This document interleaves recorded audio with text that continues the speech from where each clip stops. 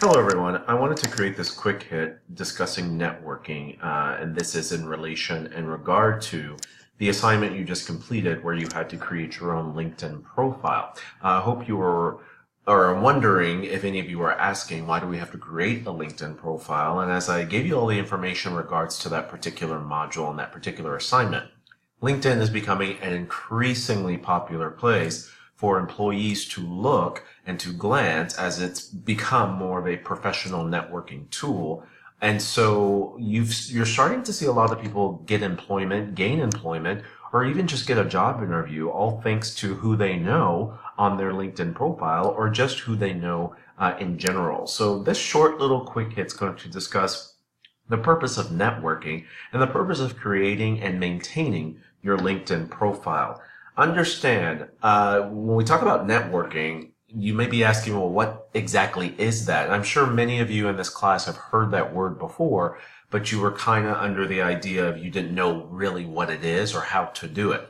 When we talk about networking, all you're doing is creating connections. You're creating connections, relationships, and that's through sharing information. And the purpose of creating these connections and these relationships is so that these people, or in reverse order of that, you can help other people, help them succeed in their career or succeed in their job search. So making connections can cause you to find a job if you've been searching for a while, or you want to search in a particular industry. I know several of you who, when we did the base company and rationale assignment, mentioned that you're trying to switch industries. So networking is a great way to do that. You can make new connections in someone in the new industry, and they could help you possibly find a job, or the purpose of networking is to just put you in connection with people that can help you. So for example, you meet me at a networking event here in Houston. Well, I'm not in the same industry as you are, but I know someone who is. So you want to network with me so I can pass your name along to this particular person,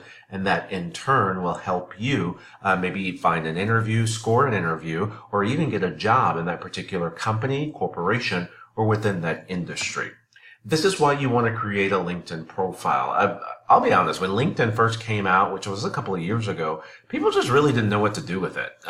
You knew that it was similar to Facebook in that you make connections, but for some reason these connections were more related to the career and to job and to industry. So for the first couple of years LinkedIn came out, people really had no idea what to do with it. They were just like, why do I have this profile?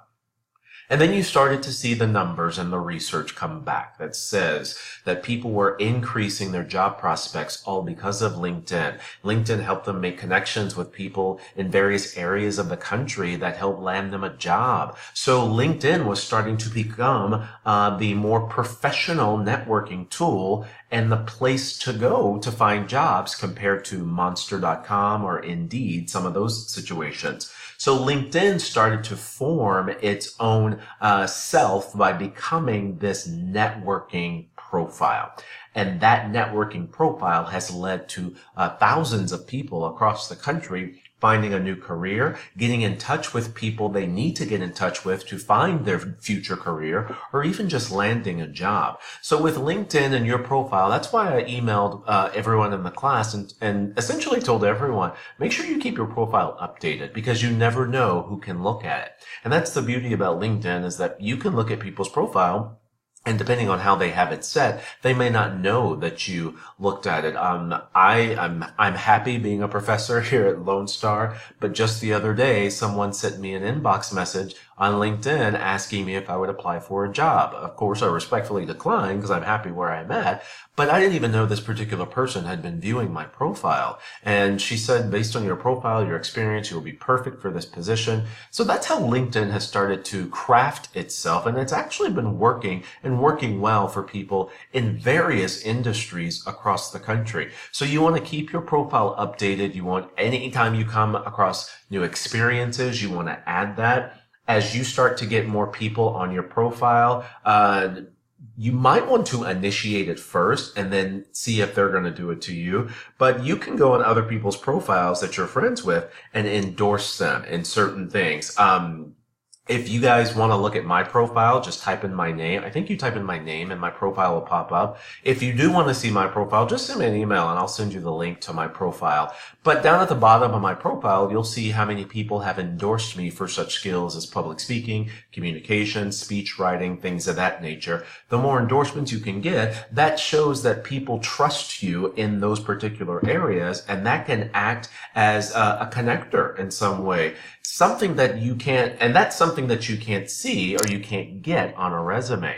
If someone's looking at your profile and they see, oh, this person has 400 friends and 75 of them have endorsed them for great communication skills, this person probably has great communication skills. So you constantly want to keep it updated. Find organizations that you're connected with and join their little LinkedIn profile as well, because all this does is create new and more networks of people that you've never even had before. So you can probably expand your networking tool or your networking from just one or two people to hundreds overnight.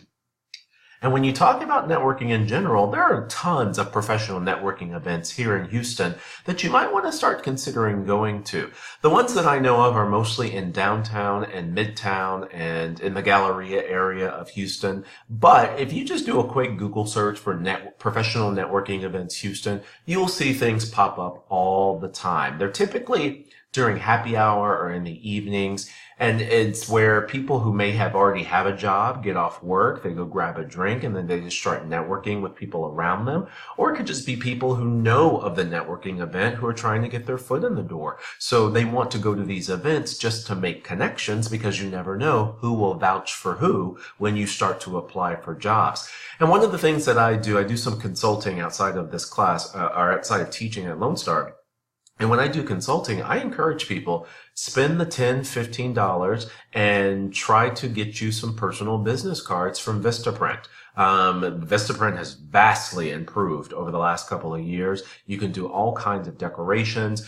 Sometimes you can even put your resume or just a snippet of stuff you want on your resume, but at least have your contact information on these business cards, because the one thing you don't want to do is just rely on a person that you're meeting at a networking event automatically remembering who you are and remembering your contact information. So I say get on Vistaprint, spend the 10, 15 bucks if you can, get you some cheap business cards that just have that look nice, that look professional, that have your name, your contact information such as email, phone number, maybe a link to your LinkedIn profile, and just maybe a couple of things about you that are relatable to the job or the industry that you want. It could act as a short resume.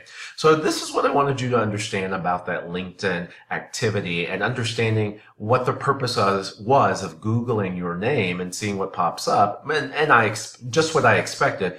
90% of the class, when they Google their name, nothing popped up. But for some of you, when you Googled your name, the first thing that popped up was your LinkedIn profile, the professional profile that you want future employers and future people who you are working with to see.